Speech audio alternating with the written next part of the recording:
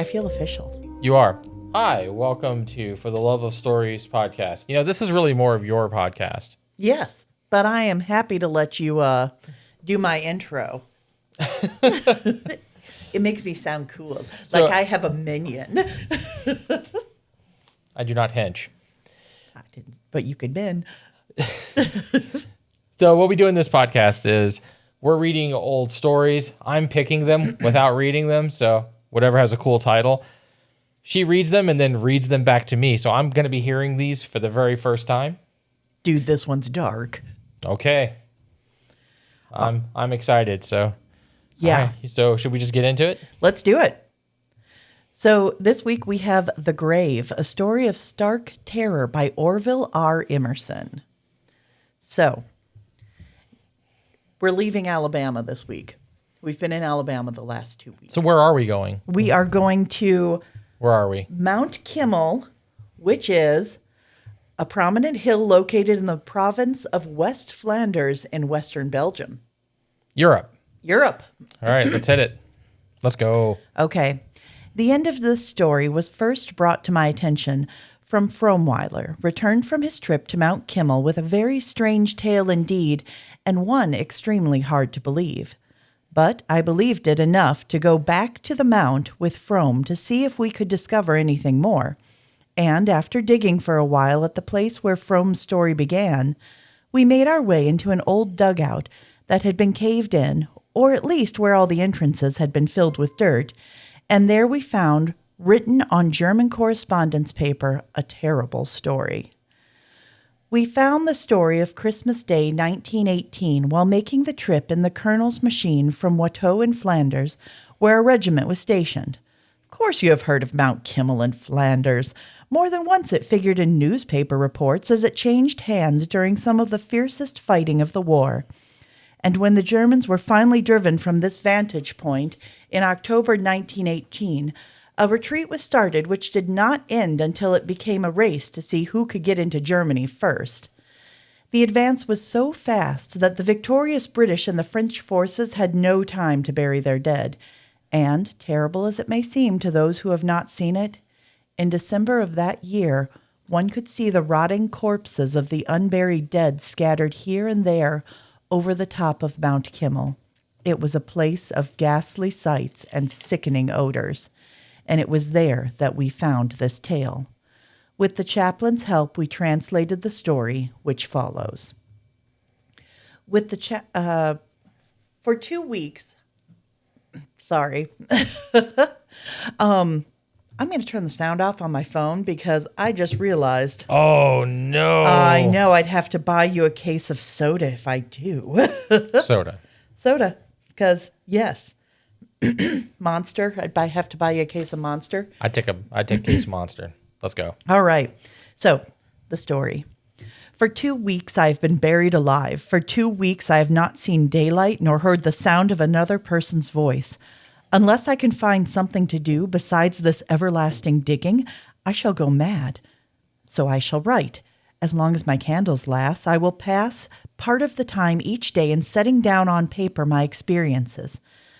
Not that I need to do this in order to remember them. God knows that when I get out of this, first thing I shall do will be to try to forget them.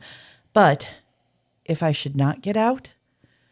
I'm an Oberlieutenant in the Imperial German Army. 2 weeks ago, my regiment was holding Mount Kimmel in Flanders. We were surrounded on 3 sides and subjected to a terrific artillery fire. But on account of the commanding position, we were ordered to hold the mount to the last man. Our engineers, however, had made things very comfortable. Numerous deep dugouts had been constructed, and in them we were comparatively safe from shell fire.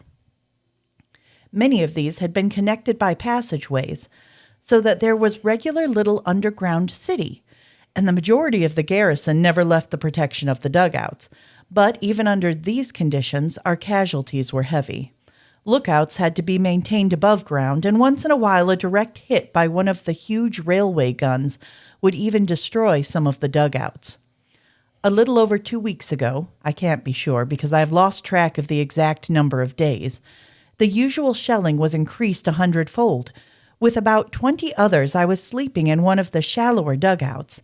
The tremendous increase in shelling awakened me with a start, and my first impulse was to go at once into a deeper dugout, which was connected to the one I was in by an underground passageway. It was a smaller dugout, built a few feet lower than the one I was in. It had been used as a sort of storeroom, and no one was supposed to sleep there, but it seemed safer to me, and alone I crept into it. 1,000 times since I have wished I had taken another man with me, but my chance for doing it were soon gone. I had hardly entered the smaller dugout when there was a tremendous explosion behind me. The ground shook as if a mine had exploded below us. Whether that was indeed the case or whether some extra large caliber explosive shell had struck the dugout behind me, I never knew. After the shock of the explosion had passed, I went back to the passageway. When about halfway along it, I found the timbers above had fallen, allowing the earth to settle, and my way was effectually blocked. So I returned to the dugout and waited alone through several hours of terrific shelling. The only other entrance to the dugout I was in was the main entrance from the trench above, and all those who had been above ground had gone into dugouts long before this, so I could not expect anyone to enter while the shelling continued. And when it ceased, there would surely be an attack. As I did not want to be killed by a grenade thrown down the entrance, I remained awake in order to rush out at the first signs of cessation of the bombardment and join what comrades there might be left on the hill. After about 6 hours of heavy bombardment all around, above ground seemed to cease. 5 minutes went by, then 10. Surely the attack was coming. I rushed to the stairway leading out to the air. I took a couple of strides up the stairs. There was a blinding flash and a deafening explosion. I felt myself falling. Then darkness swallowed everything. How long I lay conscious in the dugout I never knew, but after what seemed like a long time, I practically grew conscious of a dull ache in my left arm. I could not move it. I opened my eyes and found only darkness. I felt pain and a stiffness all over my body. Slowly I rose, struck a match, found a candle and lit it, and looked at my watch. It had stopped. I did not know how long I had remained there unconscious. All noise of bombardment had ceased. I stood and listened for some time, but could hear no sound of any kind. My gaze fell on the storeway entrance. I started in alarm. The end of the dugout where the entrance was half filled with dirt. I went over and looked closer. The entrance was completely filled with dirt at the bottom, and no light of any kind could be seen from above. I went to the passageway to the other dugout. Although I remembered it had caved in, I examined the fallen timbers closely. Between two of them, I could feel a slight movement of air. Here was an opening to the outside world. I tried to move the timbers as well as I could with one arm, only to precipitate a small avalanche of dirt which filled the crack. Quickly, I dug at the dirt until again I could feel the movement of air. This might be the only place where I could obtain fresh air. I was convinced that it would take some little work to open up either of the passageways, and I began to feel hungry. Luckily, there was a good supply of canned foods and hard bread, for the officers had kept their rations stored in this dugout. I also found a keg of water and about a dozen bottles of wine, which I discovered to be very good. After I had relieved my appetite and finished one of the bottles of wine, I felt sleepy, and although my left arm pained me considerably, I soon dropped off to sleep. Because, alcohol's the best medicine. It'll put you to sleep, that's for sure. Yeah. I'm curious. I mean, his arm's still there, I'm assuming. Yes. Yeah. As far as I can tell, he's still, it just doesn't move very well. The time I had allowed myself for writing is up, so I will stop for today. After I have performed my daily task of digging tomorrow, I shall write again. Already my mind feels easier. Surely help will come soon. At any rate, within 2 more weeks, I shall have liberated myself, and my rations will last that long. I have divided them, so they will. Yesterday, I did not feel like writing after I finished my digging. My arm pained me considerably. I guess I used it too much. But today I was more careful with it, and it feels better. And I am worried again. Twice today, big piles of earth caved in where the timbers above were loose, and each time as much dirt fell into the passageway as I can remove in a day. 2 days more before I can count on getting out by myself. The rations will have to be stretched out some more. The daily amount is already pretty small, but I shall go on with my account. From the time I became conscious, I started my watch, and since then I have kept track of the days. On the second day, I took stock of the food, water, wood, matches, candles, etc., and found a plentiful supply for 2 weeks at least. At that time, I did not look forward to a stay of more than a few days in my prison. Either the enemy or ourselves will occupy the hill, I told myself, because it is such an important position, and whoever now holds the hill will be compelled to dig in deeply in order to hold it. So to my mind, it was only a matter of a few days until either the entrance or the passageway would be cleared, and my only doubts were as to whether it would be friends or enemies that would discover me. My arm felt better, although I could not use it much, so I spent the day in reading an old newspaper which I found among the food supplies, and in waiting for help to come. What a fool I was. If I had only worked from the start, I would be just that many days nearer deliverance. On the third day, I was annoyed by water which began dripping from the roof and seeping in at the sides of the dugout. I cursed that muddy water then, as I have often cursed such dugout nuisances before. But it may be that I shall yet bless that water. It shall save my life. But it certainly made things uncomfortable, so I spent the day in moving my bunk, food and water supplies, candles, etc., up into the passageway. For a space of about 10 feet, it was unobstructed, and being slightly higher than the dugout, was drier and much more comfortable. Besides, the air was much better here, as I had found that practically all my supply of fresh air came in through the cracks between the timbers, and I thought maybe the rats wouldn't bother me so much at night. Again, I spent the balance of the day simply in waiting for help. It was not until well into the 4th day that I really began to feel uneasy. It suddenly became impressed on my consciousness that I had not heard the sound of a gun or felt the earth shake from the force of a concussion since the fatal shell had filled the entrance. What was the meaning of the silence? Why did I hear no sounds of fighting? It was as still as the grave. What a horrible death to die, buried alive. A panic of fear swept over me. But my will and reason asserted itself. In time, I should be able to dig myself out by my own efforts. It would take time, but it could be done. So, although I could not use my left arm as yet, I spent the rest of that day digging dirt from the entrance and carrying it back into the far corner of the dugout. On the 7th day after regaining consciousness, I was tired and stiff from my unwanted exertions of the 3 previous days.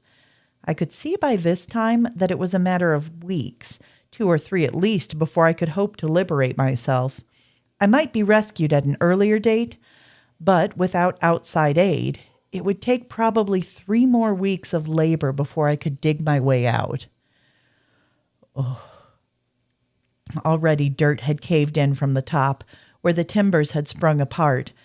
I could repair the damage to the roof of the stairway only in a crude way with one arm, but my left arm was pretty much better. With a day's rest, I would be able to use it pretty well. Besides, I must conserve my energy, so I spent the 7th day in rest and prayer for my speedy release from a living grave. I also reapportioned my food on the basis of 3 more weeks. It made the daily portions pretty small, especially as the digging was strenuous work. There was a large supply of candles, so that I had plenty of light for my work, but the supply of water bothered me. Almost half of the small keg was gone in the first week. I decided to drink only once a day. The following 6 days were all days of feverish labor, light eating, and even lighter drinking. But despite all my efforts, only a quarter of the keg was left at the end of 2 weeks, and the horror of the situation grew on me. My imagination would not be quiet. I would picture to myself the agonies to come when I would have even less food and water than at present. My mind would run on to death by starvation, to the finding of my emaciated body by those who would eventually open up the dugout, even to their attempts to reconstruct the story of my end. And, adding to my physical discomfort, were the warming vermin infesting the dugout and my person. A month had gone by since I had had a bath, and I could not now spare a drop of water even to wash my face. The rats had become so bold that I had to leave a candle burning all night in order to protect myself in my sleep. Partly to relieve my mind, I started to write this tale of my experiences. It did act as a relief at first, but now as I read it over, the growing terror of this awful place grips me. I would cease writing, but some impulse urges me to write each day. 3 weeks have passed since I was buried in this living tomb. Today I drank the last drop of water in the keg. There's a pool of stagnant water on the dugout floor, dirty, slimy, and alive with vermin, always standing there, fed by drippings from the roof. As yet, I cannot bring myself to touch it. Today I divided up my food supply for another week. God knows the portions were already small enough, but there have been so many cave-ins recently that I can never finish clearing the entrance in another week. Sometimes I feel I shall never clear it, but I must. I can never bear to die here. I must will myself to escape, and I shall escape. Did not the captain often say that the will to win was half the victory? I shall rest no more. Every waking hour must be spent in removing the treacherous dirt. Even my writing must cease. God, I am afraid.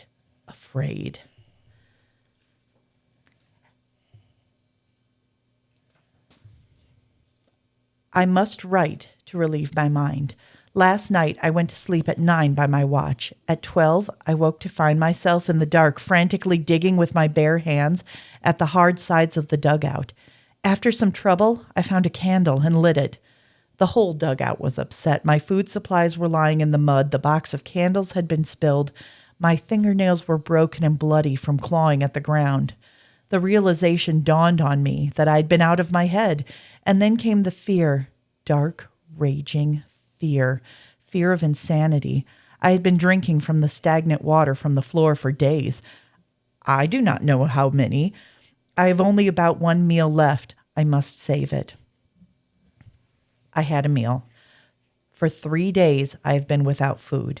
But today I caught one of the rats that infest the place. He was a big one, too. Gave me a bad bite, but I killed him. I feel lots better today. Have had some bad dreams lately, but they don't bother me now. That rat was tough, though. Think I'll finish this digging and go back to my regiment in a day or two. Heaven have mercy. I must be out of my head half the time now.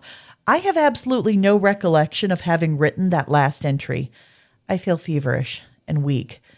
If I had my strength, I think I could finish clearing the entrance in a day or two, but I can only work a short time at a stretch. I'm beginning to give up hope. Wild spells come on me oftener now. I wake tired out from exertions, but I cannot remember. Bones of rats picked clean are scattered about, yet I do not remember eating them. In my lucid moments, I don't seem to be able to catch them, for they are too wary and I am too weak. I get some relief by chewing the candles, but I do not dare eat them all. I'm afraid of the dark. I'm afraid of the rats. But worst of all is the hideous fear of myself. My mind is breaking down. I must escape soon, or I will be a little better than a wild animal. Oh, God, send help. I'm going mad. Terror, desperation, despair. Is this the end? For a long time, I have been resting. I have had a brilliant idea. Rest, bring back strength. The longer a person rests, the stronger they should get. I've been resting for a long time. Weeks or months, I don't know which. So I must be very strong. I feel strong. My fever has left me, so listen. There's only a little dirt left in the entranceway. I'm going to crawl out and crawl through it just like a mole, right out into the sunlight. I feel much stronger than a mole, so this is the end of my little tale. A sad tale, but one with a happy ending. Sunlight, a very happy ending. And that was the end of the manuscript. there only remains to tell Fromweiler's tale. At first, I didn't believe it, but now I do. I shall put it down, though, just as Fromweiler told it to me, and you can take it or leave it as you choose. Soon after we were billeted in Watau, said Fromweiler, I decided to go out and see Mount Kimmel. I had heard that things were rather gruesome out there, but I was really not prepared for the conditions that I found. I had seen unburied dead around rollers and in the Argonne, but it had been almost 2 months since the fighting on Mount Kimmel, and there were still many unburied dead. But there was another thing that I had never seen, and that was the buried living. As I came up to the highest point of the mount, I was attracted by a movement of loose dirt on the edge of a huge shell hole. The dirt seemed to be falling into a common center, as if the dirt below was being removed. As I watched, suddenly I was horrified to see a long, skinny human arm emerge from the ground. It disappeared, drawing back some of the earth with it. There was a movement of dirt over a larger area, and the arm reappeared together with a man's head and shoulders. He pulled himself up out of the very ground, as it seemed shook the dirt from his body like a huge gaunt dog, and stood erect. I never want to see such another creature. Hardly a strip of clothing was visible, and what little there was so torn and dirty that it was impossible to tell what kind it had been. The skin was drawn tightly over the bones, and there was a vacant stare in the protruding eyes. It looked like a corpse that had lain in the grave a long time. This apparition looked directly at me, and yet did not appear to see me. He looked as if the light bothered him. I spoke, and a look of fear came over his face. He seemed filled with terror. I stepped toward him, shaking loose a piece of barbed wire which had caught in my puttees. Quick as a flash, he turned and started to run from me. For a second, I was too astonished to move. Then I started to follow him. In a direct line he ran, looking neither to the right or left. Directly ahead of him was a deep and wide trench. He was running straight toward it. Suddenly it dawned on me that he did not see it. I called out, but it seemed to terrify him all the more, and with one last lunge he stepped into the trench and fell. I hear his body strike the other side of the trench and fell with a splash into the water at the bottom. I followed and looked down into the trench. There he lay, with his head bent back in such a position that I was sure his neck was broken. He was half in and half out of the water, and as I looked at him, I could scarcely believe what I had seen. Surely he looked as if he had been dead as long as some of the other corpses scattered over the hillside. I turned and left him as he was. Buried while living, I left him unburied when dead. Yeah. There you go. Yeah, here we go. Uh-huh. So the guy who wrote this, Orville Emerson, apparently had been in World War I. He was in the military. So. Okay. Did he write anything else? No, this was the only thing he wrote. Oh, okay. I'm wondering if this is like based on personal experience, and this is, I'm going to submit this story to a magazine. I'm wondering if this is actually a way for him dealing with it. Yeah, this is like his therapy kind of thing. And I'm wondering how many times he himself probably felt like this. Yeah. I was actually thinking about, I need to make a correction from last week. I had mentioned that after World War I was talking about how, people coming back from the war and they were kind of seeking outlet. I think that was a small subset of the people. Yeah. The real people were kind of disenchanted and were pretty cynical towards life in the world after the First World War. It was kind of, the majority of people is actually the opposite of that, right? And you can kind of see that in the movies. But what's interesting about that, this is also the period when we get weird tales. Yes. And all the Pulp Fiction stuff really coming to light. But that really wasn't as mainstream. Well, and this story, when I read it the first time, I was surprised that it was in Weird Tales, because in my mind, Weird Tales is going to be paranormal. It's going to be sci-fi. It's going to be fantasy. And I read this one and I'm like, oh, this is dark. Oh, it is dark. And there's no way this would have been in a mainstream Magazine. kind of, publication. And it was, I wrote this down. So, like, where the Weird Tales part comes in is near the end of his writings when the madness starts setting in. And I'm like, okay, I can see if you're the editor of Weird Tales and you get to that part, I'm like, okay, yeah, this is totally going to fit in with some of the other stuff that we publish. Yes, because madness. Especially when he talks about seeing the stripped bones of rats and can't remember eating them. Exactly. He can't remember anything that he's done in the last few days. So I thought that was really cool. I'm like, okay, yeah, this totally fits in. This last section. It's like everything else at this point is just a setup to him kind of losing it and going insane by the end. Yeah. Well, and now I'm curious. I'm like, okay, what actually happened on Mount Kimmel? Because I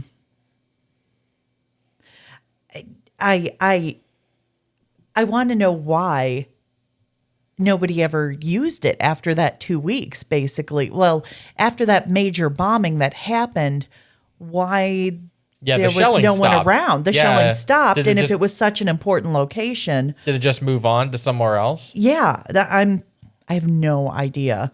Okay, so that's possible. I thought what was great was he was talking about, like, at the beginning of the story about getting shelled and the stuff, and it was the rail. He had mentioned the railway guns. Yes. So if you've ever seen these, they're insane. You have like they're giant artillery cannons on rail cars, and they're crazy big. This is before we could drop. This is before we had aircraft capable of dropping really heavy bombs. Okay, so everything was artillery. So it was just these crazy giant cannons that they would just shell with. I mean, they're scary to look at because we don't use anything like that now. Oh, okay. So there was a couple battles at this hill. The decisive battle happened after British were replaced with French on the hill. Sudden German attack on the 25th of April caught defenders by surprise, and soon they have to retreat, leaving few thousand soldiers as prisoners of war. Though it was a major success for the Germans, further frontline break did not happen and an overall advance soon stopped. Mount Kimmel will be recaptured during the Fifth Battle of Flanders in September 1918. So I'm wondering if this is the Fifth Battle of Flanders that this is taking place in. Right, because our guy he's a German soldier. Yes. Who's trapped underground. Yeah. So that's our boy. I think that's all I'm getting from this. So yeah, a little bit of a departure from what we had done in the past, you know. Yeah. Look, I saw the title. It said The Grave. I'm like, oh yeah, let's go. This sounds good. Well, and it wasn't lying. It's totally a tale of terror because there's a couple points in it where I'm like, I feel claustrophobic. Yeah, absolutely. The thing is, a lot of the guys who would be reading this was also primarily read by men. By the way, the Pulp Fiction stuff. Well, and that's the funny thing because I'm reading it and I'm like, okay, yeah, I don't see this. This probably wouldn't have been aimed at the fairer sex. No, not at all. But a lot of these men who are reading this would have served in the First World War. Yeah. Right. So they can relate to it. So yeah, even if they were in the trenches or they were serving in other capacities, you know. And that was a nasty, nasty war. Yeah. So they could absolutely relate to that. What this did remind me of, though, was Andy Weir's The Martian. Oh, yeah. Mark Watney down there. Yeah, yeah. Yes, this guy was brilliant. I mean, total props to him because he did what he had to do to survive. Yeah. So I was impressed, and it reminded me of reading The Martian because I'm like, okay, he's rationing his food and he's cutting down his rations more as he goes. And there's been lots of survival tales like that. You know, actually, I wouldn't be a bit surprised if we found more stories with that formula, you know, going as we continue through like all this Pulp Fiction stuff. Yeah, that's going to be interesting. So There you go. Yeah. The grave. I thought it was interesting that when he was talking about like people discovering him and finding out what happened to him. We read when I was like in middle school, there was a story called The Contents of the Dead Man's Pockets. I've never heard of that one. Yeah, it was in our reading book, our lit book. So it's a short story, and it's basically this guy, and I think he's in like Chicago or New York, and he lives in a tall apartment building with a ledge, and he has to go out on his ledge for something, and when he goes out there, his window shuts and he can't get it back open, so he's out on this ledge, and he thinks he's just gonna fall, and he doesn't have any identification or anything, gosh. so he was gonna fall to the street to his death, and while he's out there, he's thinking about, oh my gosh, there's going to be like no way to identify me but by what's in my pockets. So he's like going through all the stuff that's in his pockets and how it might be able to identify him. He gets back in at the end. I mean, Well, I would think so because seriously, you're in a building or you're outside a building on a city street. Someone's got to see him. you would think so. You would think people, I'm telling you, man, it's the city. People, No one looks up. Everyone sees it. No one remembers anything. It's like everyone's around, but gosh. nobody sees anything. Yeah. It's one of those things. That's crazy. I don't know. But So anyway, what did he have in his pocket? That's what I he really had want like, to know. he had like a scrap of paper. He had like a fountain pen and like his pocket watch. Okay. Something like that. You know, come on. I was in the 8th grade at the time. I just remember Mrs. Englehart. She loved that story. So, you know, we had to I can do see it. why, because that would be like, that's like the perfect essay story where you make your class read it and then you ask them what they would have in their pockets kind of thing. Sure. Because I'm just thinking now, what would I have in my pockets? And My phone. I'm a girl. I don't have pockets. What would I have in my bra? There you go. There you go. That's my pockets. Like all my stuff. Yeah, at least with a phone, you can have, you know, your information, emergency contacts on there. And the last thing I got is, once again, we're doing the secondhand account Yes. of the story. It's like, all right, we have our narrator, and he knows a guy who's relaying the story. Fromweiler. Yes. Fromweiler? Is that 2 words or one? It's one word. It's Fromwiller. Oh, okay. Wow, I actually spelled it right in my notes. Oh, hey. Fromweiler. Yeah, see, that makes more sense to me, and it just kind of rolls off the tongue. So Yeah. we're going with Fromweiler. I'll buy it. Okay. But yeah, so he's the guy who's, you know, relaying the whole story. So Although in most of these stories that we're reading, it really can't be the actual person writing the story because most of the time they don't survive. Well, yeah. Well, even if you have a first account, it's like, I need to write this down. This crazy, For posterity. Yes, for this crazy account. But usually it follows with, I swear I'm not mad. I'm as sane as you. Guy. I'm just as sane as you. So you immediately get into that unreliable narrator trope if it's being told first person. Mm-hmm. I mean, generally speaking, that's what happens. So. And you don't want that all the time. Nah. But I just think it's interesting. This is what, the 3rd story now that's with an not with an unreliable narrator, but where the narrator is in no position we're tell hearing his own story. The story is being told to the reader secondhand. Yes.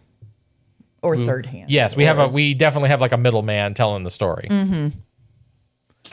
So yeah, there you go. I'm looking forward to some of the other ones that we've pulled now because this was dark. I almost need a palate cleanser. Yeah, I think this one's dark because this could very likely be true. Right. I mean, it's probably not, but I hope it's not. Well, the problem is that if it is true, it's probably a lot worse than how it was written. Uh-huh. You know, I mean, because the First World War was just so awful. Yeah. So yeah, it's it's like, no, it's actually worse than what you think. And I'm like, all right. We need to get back into like fantasy land here. Uh-huh. Speculative fiction. It's such an addiction. Giant amoeba ooze monsters. Okay. All right. So we'll have something cool next time. We actually have some stories that I've pulled. I have not read them, but and I'm working through them. So all right, cool. So until next time, we'll see you guys later here on For Love of Stories. Bye.